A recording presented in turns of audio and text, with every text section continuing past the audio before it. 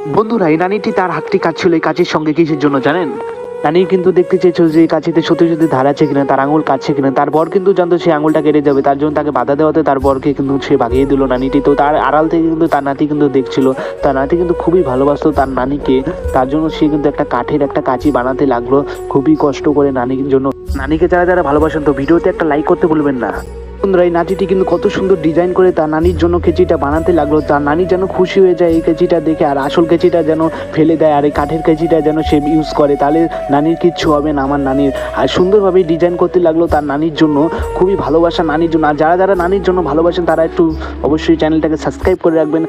বন্ধুরা, নাতিটি কিন্তু আস্তে আস্তে তার কাঁচিটাকে ধার দিচ্ছিল, তারপরে কিন্তু রং করতে চেয়েছিল। তারপর নানিকে দেখে যে নানি আবার হাতটা কাটতে লাগলো, তো সে তাড়াহুড়ো করে কিন্তু সে আস্তে আস্তে পলিশ করে দিল কাঁচিটির। তো একটু ধারালো না করলে কিন্তু নানি বুঝতে পারবে না সে অরিজিনাল কিনা, তো প্যারেক মেরে দিল, দেওয়ার পর হালকা কিন্তু পলিশ করে দিল রঙের আর শুকোতে দিল।